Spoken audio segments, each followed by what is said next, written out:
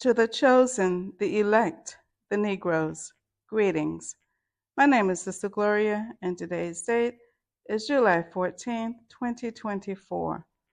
I'm coming to the chosen people of the Most High, the Negroes, the elect, with this lesson entitled, Why the Greeks and the Romans Created the New Testament and Jesus. Again, the title of the lesson is, Why the Greeks and the Romans Created the New Testament and Jesus. In the table of nations in the Old Testament, it speaks mainly of the sons of Ham and Shem and their offspring. It also refers to the sons of Japheth as Gentiles, which includes those people who are living in the land of Canaan today. Genesis 10, lines 1 through 6, and it reads, Now these are the generations of the sons of Noah, Shem, Ham, and Japheth, and unto them were sons born after the flood. The sons of Japheth, Gomer, and Magog, and Madai, and Javan, and Tubal, and Meshach, and Tyrus. And the sons of Gomer, Ashkenaz, and Riphath, and Togarmah. And the sons of Javan, Elisha, and Tarshish, Kittim, and Dodanim. By these were the isles of the Gentiles divided in their lands, every one after his tongue, after their families in their nations. And the sons of Ham, Cush, and Mizraim, and Phut, and Canaan. Modern-day Israel was the Hamitic land of Canaan, not the land of the Ashkenaz, not the land of Japheth, nor the land of the Khazars. Ham gave it to his son Canaan. There were 7 Hamitic nations living in the land of Canaan, until the Most High gave it to Abraham and his descendants forever. They were the Hittites, and the Girgashites, and the Amorites, and the Canaanites, and the Perizzites, and the Hivites, and the Jebusites.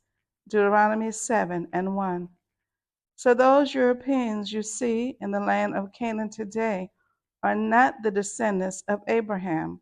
They are the descendants of Japheth, the offspring of Ashkenaz, imposters, Hebrew-speaking Gentiles. They are invaders. True Israel is scattered to the 4 corners of the earth, and the Most High promised to bring them back into their own land. Ezekiel 36 and 24 reads, For I will take you from among the heathen, and gather you out of all countries, and will bring you into your own land.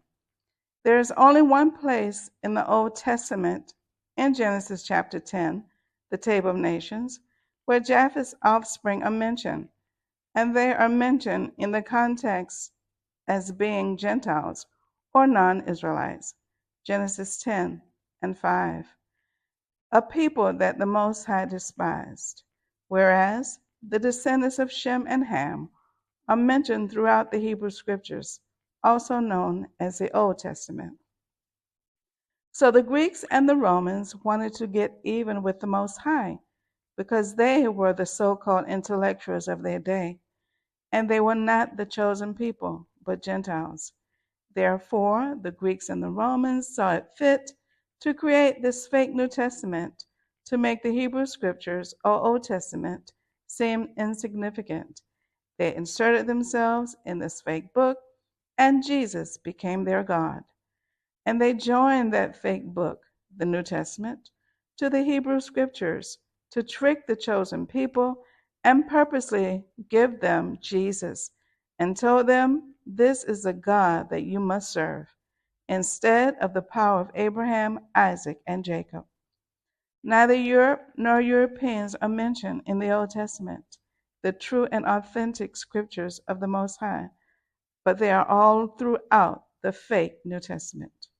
The Europeans replaced Jerusalem with Rome as their eternal city. They attached this false book to a legitimate book to make it look authentic. Europeans knew that the Most High had no regard for them, none whatsoever. For example, Japheth was the firstborn. He opened the matrix, according to Exodus 34, 19, and 20. But he was always mentioned last out of the 3 sons of Noah. The reason why the Most High had and has no regard for the Europeans is because of their mixing with the fallen angels and the Nephilim seed. And according to Deuteronomy 22:9, it makes them a defiled race of people. This is a problem with the Europeans.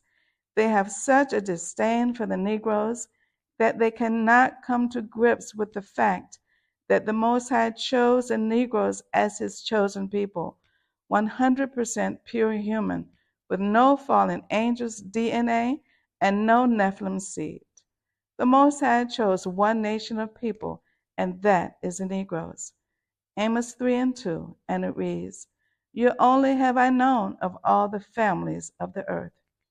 In closing, if I were a Gentile, I would repent for my transgressions and the transgressions of my ancestors against the Negroes, do right by the Negroes, and pray that the Most High would forgive me and have mercy upon me and my ancestors for all the evils that was done to his chosen, and learn how to cohabitate with the Negroes here and now. If they cannot cohabitate with the Negroes here and now, how can they sojourn with us in the new kingdom? My advice to the Negroes: Jesus is a man-made creation by the Greeks and the Romans.